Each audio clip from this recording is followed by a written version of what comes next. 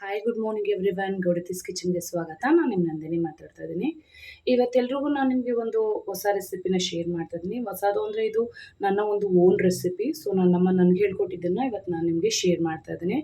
So usual ಆಗಿ ಖಂಡಿತ ಮನೆಯಲ್ಲಿ ಪಲ್ಯ, ಗೊಜ್ಜು, ಸಾಂಬಾರು, ಕರಿಗಳಂತೂ ಯೂಶಲಿ ಬೇಸ್ ಕರಿಗಳಂತೂ ತಿಂದೇ ಇರ್ತೀವಿ. ಬಟ್ ಇದು ಸ್ವಲ್ಪ ಡಿಫ್ರೆಂಟ್ ಆಗಿರುತ್ತೆ ಮತ್ತು ಡಿಫ್ರೆಂಟ್ ಟೇಸ್ಟ್ ಕೂಡ ಇರುತ್ತೆ ಮತ್ತು ಕಮ್ಮಿ ಇಂಗ್ರೀಡಿಯೆಂಟ್ಸು.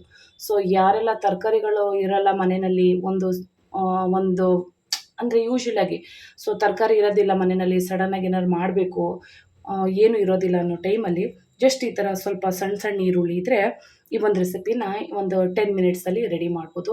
ಇದು ಸೈಡ್ ಡಿಶ್ಗೆ, ಮೇಯ್ನ್ ಡಿಶ್ಗೆ, ಹಾಗೆ ಚಪಾತಿ ಪೂರಿಗಂತೂ ಅದ್ಭುತವಾಗಿರುತ್ತೆ. ಅದಂತೂ ನಾನು ನಿಮ್ಗೆ ಚಾಲೆಂಜ್ ಮಾಡ್ತೀನಿ, ಅಷ್ಟು ಚೆನ್ನಾಗಿರುತ್ತೆ ಈ ಒಂದು ರೆಸಿಪಿ. ಸೊ ಕ್ವಿಕ್ಕಾಗಿ ಆಗುತ್ತೆ. ಮತ್ತು ಏನಾದ್ರು ನಾನು ಆಲ್ರೆಡಿ ಹೇಳಿದಾಗೆ ವೆಜಿಟೇಬಲ್ಸು ನಮ್ಮ ಮನೆಯಲ್ಲಿ ಯಾವುದೇ ರೀತಿಯಾದಂಥ ಪದಾರ್ಥಗಳಿಲ್ಲ ಅಂದಾಗ ಈ ಥರ ಸಿಂಪಲ್ ಇಂಗ್ರೀಡಿಯೆಂಟ್ಸಲ್ಲಿ ಮಾಡಿ ನೋಡಿ, ಮತ್ತೆ ಮತ್ತೆ ಮಾಡ್ತೀರಾ, ಅಷ್ಟು ಸೂಪರಾಗಿರುತ್ತೆ. ಸೊ ಕ್ವಿಕ್ಕಾಗಿ ಮಾಡ್ಬೋದು ಮತ್ತು ಇಂಗ್ರೀಡಿಯೆಂಟ್ಸ್ಗಳು ಜಾಸ್ತಿ ಇರೋದಿಲ್ಲ. ಸೊ ನಾನಿವತ್ತು ತೋರಿಸ್ತಾ ಇರೋ ರೆಸಿಪಿ ಒಂದು ಈರುಳ್ಳಿನ ಯೂಸ್ ಮಾಡಿಕೊಂಡು ಒಂದು ಗ್ರೇವಿ ರೆಸಿಪಿನ ತೋರಿಸ್ತಾ ಇದ್ದೀನಿ. ಖಂಡಿತ ಈ ಥರ ನಿಮಗೆ ತೋರಿಸಿರಲ್ಲ, ನಾನೇ ಫಸ್ಟ್ ಅನ್ಕೋತೀನಿ. ಬಹಳ ಚೆನ್ನಾಗಿರುತ್ತೆ ಸಿಂಪಲ್ ವೇಯಲ್ಲಿ, ಅದು ಕ್ವಿಕ್ಕಾಗಿ. ಸೊ ನೋಡಿ, ಅದಕ್ಕೆಲ್ಲ ಇಂಗ್ರೀಡಿಯೆಂಟ್ಸು ನಿಮಗೆ ಮಾಡ್ತಾ ಹೇಳ್ತೀನಿ, ಹಾಗೇನು ಕೂಡ ತೋರಿಸ್ತೀನಿ. ನೋಡಿ, ಈ ಥರ ಮಾಮೂಲಿ ರೆಗ್ಯುಲರ್ ಈರುಳ್ಳಿ ಅಲ್ಲ ಇದು, ಆ ರೆಗ್ಯುಲರ್ ಈರುಳ್ಳಿನೇ ಸಣ್ಣ ಈರುಳ್ಳಿ ಬರುತ್ತೆ. ಸೊ ಈ ಥರ ಇರುತ್ತೆ, ಖಂಡಿತ ಸಿಗುತ್ತೆ ಮಾರ್ಕೆಟ್ಗಳಲ್ಲೆಲ್ಲ, ಇಲ್ಲ ಅಂತ ಏನು ಹೇಳುವಾಗಿಲ್ಲ. ಸೊ ಈರುಳ್ಳಿನ ನೀಟಾಗಿ ಸಿಪ್ಪೆ ತೊಗೊಳ್ಳಿ. ಆ ಸಿಪ್ಪೆ ತೆಗೆದು ಮಧ್ಯದಲ್ಲಿ ಈ ಥರ 4 ಭಾಗಗಳನ್ನಾಗ ಮಾಡ್ಕೊಳ್ಳಿ. ಸೊ ನಾವು ಗುಂಡು ಬದನೆಕಾಯಿಗೆಲ್ಲ ನಾವು ಹೇಗೆ ಒಂದು ಸ್ಟಫ್ ಮಾಡ್ತೀವಿ ಹೆಣ್ಗಾಯಿಗೆಲ್ಲ, ಆ ಥರ 4 ಭಾಗ ಮಾಡ್ಕೊಳ್ಳಿ. ಆ 4 ಭಾಗ ಮಾಡ್ಕೊಂಡು ಇಟ್ಕೊಳ್ಳಿ, ನಿಮ್ಗೆ ಎಷ್ಟು ಬೇಕೋ ಅಷ್ಟು ತೊಗೊಳ್ಳಿ.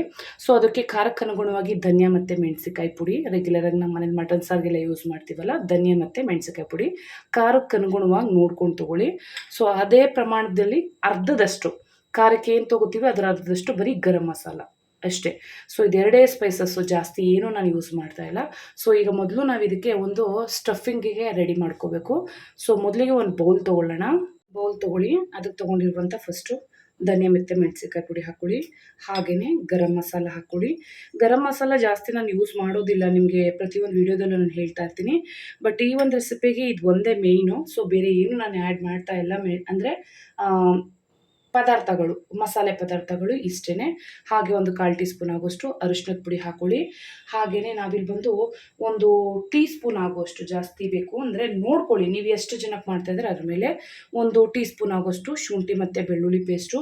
ಇದು ಹಾಕಲೇಬೇಕು, ಇದು ಹಾಕ್ತೇನೆ ಇದ್ದರೆ ಸೊ ಈ ಒಂದು ರೆಸಿಪಿ ಕಂಪ್ಲೀಟ್ ಆಗೋದಿಲ್ಲ.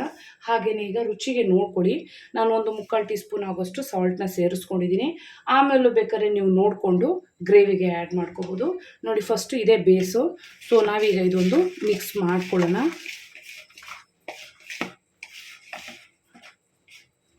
ಹೀಗೆ ಶುಂಠಿ ಮತ್ತು ಬೆಳ್ಳುಳ್ಳಿ ಪೇಸ್ಟಲ್ಲೇ ಈ ಥರ ಒಂದು ನಾವು ಮಸಾಲೆ ಪದಾರ್ಥನ ಫಸ್ಟ್ ರೆಡಿ ಮಾಡ್ಕೊಳ್ಳೋಣ. ಹಾಗೆಯೇ ಈಗ ನಾವು ತೊಗೊಂಡಿರುವಂಥ ಇಷ್ಟು ಈರುಳ್ಳಿಗೆ ನೋಡ್ಕೊಳ್ಳಿ, ನಿಮಗೆ ನೀಟಾಗಿ ಎಷ್ಟು ಸಾಧ್ಯ ಆಗುತ್ತೋ ಅಷ್ಟನ್ನು ನಾವು ಫಿಲ್ ಮಾಡ್ಕೋಬೋದು. ಸೊ ಜಾಸ್ತಿ ಏನು ಬೇಕಾಗಿಲ್ಲ, ಯಾಕೆಂದರೆ ಮಿಕ್ಕಿದ್ದನ್ನು ನಾವು ಗ್ರೇವಿಗೆ ಆ್ಯಡ್ ಮಾಡ್ಕೋತೀವಲ್ಲ, ಅದಕ್ಕೋಸ್ಕರನೇ ಈ ಥರ ನೀಟಾಗಿ ಫಿಲ್ ಮಾಡಿಕೊಂಡು, ಸುಮಾರು ನಮ್ಮ ಹತ್ರ ಟೈಮ್ ಇತ್ತು ಅಂದರೆ ಬಿಡ್ಬೋದು, ಟೈಮ್ ಇಲ್ಲ ಅಂತಂದರೆ ಏನು ತೊಂದರೆ ಇಲ್ಲ. ಸೊ ಹಾಗೇನೂ ಕೂಡ ಡೈರೆಕ್ಟಾಗಿ ಮಾಡ್ಕೋಬೋದು. ನನ್ನ ಹತ್ರ ಟೈಮ್ ಇದೆ, ಹಾಗಾಗಿ ಒಂದು 10 ನಿಮಿಷ ಬಿಡ್ತೀನಿ, ಜಾಸ್ತಿ ಬಿಡಲ್ಲ. ಯಾಕಂದರೆ ನಾವು ಉಪ್ಪೆಲ್ಲ ಹಾಕಿರೋದ್ರಿಂದ ಅದು ನೀರು ಬಿಟ್ಕೊಂಡ್ಬಿಡುತ್ತೆ. ಸೊ ಅದಕ್ಕೋಸ್ಕರನೇ ಜಸ್ಟ್ ಫಿಲ್ಲಿಂಗ್ ಮಾಡ್ಕೊಳ್ಳಿ. ನೋಡಿ, ಈ ಥರ ನೀಟಾಗಿ ಫಿಲ್ ಮಾಡ್ಕೊಳ್ಳಿ. ಸೇಮ್ ನಾವು ಹೆಣ್ಗಾಯಿಗೆಲ್ಲ ಹೇಗೆ ಫಿಲ್ಲಿಂಗ್ ಮಾಡ್ಕೋತೀವಿ ಆ ಥರನೇ.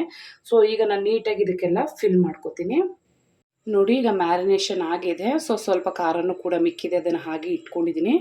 ಒಂದು ಪ್ಯಾನು ಅಥವಾ ಬಾಣಲಿ, ನಿಮ್ಗೆ ಯಾವ್ದು ಅನುಕೂಲ ಅದನ್ನ ಇಟ್ಕೊಳ್ಳಿ. ಸೊ ಅದಕ್ಕೆ ಸುಮಾರಾಗಿ ಸ್ವಲ್ಪ ಇದಕ್ಕೆ ಎಣ್ಣೆ ಜಾಸ್ತಿ ತೊಗೊಳುತ್ತೆ. ಸೊ ನಾವು ಬೇರೆ ಏನು ಇಂಗ್ರೀಡಿಯೆಂಟ್ಸ್ ಹಾಕದೇ ಇರೋದ್ರಿಂದ ಬಹಳ ಚೆನ್ನಾಗಿರುತ್ತೆ. ನೋಡಿ, ಮೊದಲಿಗೆ ನಾನೀಗ ಸುಮಾರು ಇದಕ್ಕೆ ಸ್ವಲ್ಪ ಎಣ್ಣೆ ಜಾಸ್ತಿ ಬೇಕು, ಒಂದು 2 ಟೇಬಲ್ ಸ್ಪೂನಷ್ಟು ಎಣ್ಣೆನ ಹಾಕ್ಕೊಂಡಿದ್ದೀನಿ. ಆ ಕಾದಿರಬೇಕು ಚೆನ್ನಾಗಿ ಎಣ್ಣೆ. ಆ ಕಾದಿರುವಂಥ ಎಣ್ಣೆಗೆ ಸೊ ನಾವೇನು ಮ್ಯಾರಿನೇಷನ್ ಮಾಡಿ ಇಟ್ಕೊಂಡಿದ್ದೀವಿ ಈ ಈರುಳ್ಳಿನ ಹಾಕ್ಕೊಂಡು ನೀಟಾಗಿ ಮೀಡಿಯಮ್ ಟು ಹೈ ಫ್ಲೇಮಲ್ಲಿ ಇಟ್ಕೊಂಡು ಸ್ವಲ್ಪ ಈರುಳ್ಳಿ ಒಂದು 50% ಫ್ರೈ ಆಗೋವರೆಗೂ ನೀಟಾಗಿ ನಾವು ಇದನ್ನು ಫ್ರೈ ಮಾಡ್ಕೋಬೇಕು. ಅಲ್ಲಿವರೆಗೂ ಬೇರೆ ಏನು ನಾವು ಇದಕ್ಕೆ ಸೇರಿಸೋ ಆಗಿಲ್ಲ. ಸೊ ನಾನೀಗ ಇದನ್ನು ಒಂದು ಮೀಡಿಯಮ್ ಫ್ಲೇಮ್ ಟು ಹೈಯಲ್ಲೇ ಇಟ್ಕೊಂಡು ನೀಟಾಗಿ ಫ್ರೈ ಮಾಡ್ಕೋತೀನಿ. ನೋಡಿ ನಿಮ್ಗೆ ಆಲ್ರೆಡಿ ಹೇಳಿದೆ. ಸೊ ಮೀಡಿಯಂ ಫ್ಲೇಮಲ್ಲಿ ಇಟ್ಕೊಂಡು ಚೆನ್ನಾಗಿ ಈ ಥರ ಫ್ರೈ ಮಾಡಿಕೊಂಡ್ರೆ ವಿತಿನ್ 5 ಮಿನಿಟ್ಸಲ್ಲಿ ಈರುಳ್ಳಿ ಜಾಸ್ತಿ ಏನು ಟೈಮ್ ತೊಗೊಳ್ಳೋದಿಲ್ಲ, ಸಾಫ್ಟ್ ಆಗಿಬಿಡುತ್ತೆ. ಇದು ಎಣ್ಣೆನಲ್ಲಿ ಫ್ರೈ ಆದರೆ ಮಾತ್ರನೇ ನಮಗೆ ಈ ಒಂದು ಗ್ರೇವಿ ಚೆನ್ನಾಗಿ ಟೇಸ್ಟ್ ಕೊಡೋದು. ಈಗ ನಾನು ಇದಕ್ಕೆ ಒಂದು ಮೀಡಿಯಮ್ ಸೈಜ್ ಆಗಿರುವಂಥ ಹುಳಿ ಟೊಮೆಟೋಣನ್ನೇ ಹಾಕಬೇಕು. ಸ್ವೀಟ್ ಮಾತ್ರ ಹಾಕಬೇಡಿ, ಅಂದರೆ ಜಾಮೂನ್ ಟೊಮೆಟೊ. ನಾವು ರೆಗ್ಯುಲರಾಗಿ ಅಡುಗೆಗೆಲ್ಲ ಯೂಸ್ ಮಾಡ್ತೀವಲ್ಲ ಹುಳಿ ಹಣ್ಣು, ಅದನ್ನು ಸುಮಾರು ಒಂದು ಮೀಡಿಯಮ್ ಸೈಜ್ ಒಂದು ತೊಗೊಂಡಿದ್ದೀನಿ. ಸೊ ಇದನ್ನು ಹಾಕಿ ನಾವಿನ್ನು ಮತ್ತೆ ನೀರೇನು ಸೇರಿಸೋಂಗಿಲ್ಲ.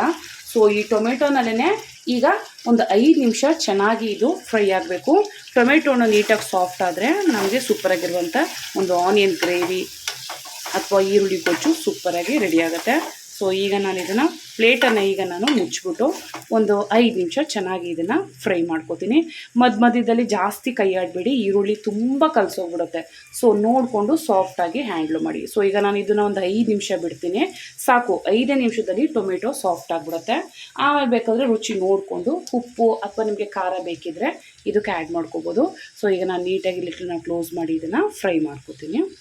ಈಗ ನಾನು ಜಸ್ಟು ಒಂದು 5 ನಿಮಿಷ ಬಿಟ್ಟಿದ್ದೆ. ನಾನು ಹೇಳ್ದಾಗೆ ಎಣ್ಣೆ ಎಲ್ಲ ಸಪ್ರೇಟ್ ಆಗಿದೆ, ಚೆನ್ನಾಗಿ ಟೊಮೆಟೊಸ್ ಕೂಡ ಫ್ರೈ ಆಗುತ್ತೆ. ನಾನು ನೀರು ಏನೂ ಆ್ಯಡ್ ಮಾಡಿಲ್ಲ. ಈ ಗ್ರೇವಿಗೆ ಒಂದು ಡ್ರಾಪ್ ಕೂಡ ನೀರು ಹಾಕಲ್ಲ. ಸೊ ಶುಂಠಿ ಬೆಳ್ಳುಳ್ಳಿ ಪೇಸ್ಟ್ನಲ್ಲೇ ಮ್ಯಾರಿನೇಷನ್ಗೆ ಮಾಡ್ಕೋಬೇಕು. ಅದು ಬಿಟ್ಟರೆ ನೆಕ್ಸ್ಟು ಟೊಮೆಟೊನೇ ನೋಡಿ ನಾನು ಹಾಕಿದಾಗೇ, ನಾನು ಹೇಳ್ದಾಗೇ ಎಲ್ಲೂ ಕೂಡ ಈರುಳ್ಳಿ ಹೊಡೆದೋಗಿಲ್ಲ. ಸಾಕು ಇಷ್ಟ ಆದರೆ. ಸೊ ಈಗ ಫೈನಲ್ ಟಚ್ಚು ಸ್ವಲ್ಪ ಫ್ರೆಶ್ ಆಗಿರುವಂಥ ಕೊತ್ತಂಬರಿ ಸೊಪ್ಪನ್ನು ಸೇರಿಸ್ಕೊಳ್ಳಿ. ಇದಿಷ್ಟೇ ಇಂಗ್ರೀಡಿಯೆಂಟ್ಸು. ನೋಡಿದ್ರಲ್ಲ, ನಾನು ಹೇಳ್ದಾಗೇ 10 ನಿಮಿಷದ ಮೇಲೆ ಜಾಸ್ತಿ ಟೈಮೇ ತೊಗೊಳ್ಳಲ್ಲ, ಅಷ್ಟೇ ಟೈಮ್ ತೊಗೊಳ್ಳೋದು. ಸೊ ನೀವು ಅನ್ನ ಮಾಡ್ಕೊಳ್ಳೋಷ್ಟರಲ್ಲಿ ಅನ್ನಕ್ಕಿಂತ ಮುಂಚೆನೇ ಈ ಒಂದು ಈರುಳ್ಳಿ ಗ್ರೇವಿ ರೆಡಿಯಾಗಿಬಿಡುತ್ತೆ. ಎಷ್ಟು ಟೇಸ್ಟಿಯಾಗಿರುತ್ತೆ ಅಂದರೆ ಅಷ್ಟು ಟೇಸ್ಟಿಯಾಗಿರುತ್ತೆ. ಒಂದು ಸಲ ನೀವು ಸ್ವಲ್ಪನೇ ಮಾಡ್ಕೊಂಡು ತಿನ್ನೋಡಿ, ಅದರಲ್ಲೂ ಬಿಸಿ ಬಿಸಿ ಅನ್ನಕ್ಕಂತೂ ತಿಂತಾಯಿದ್ರೆ ಮಜಾನೇ ಬೇರೆ, ಅಷ್ಟು ಚೆನ್ನಾಗಿರುತ್ತೆ.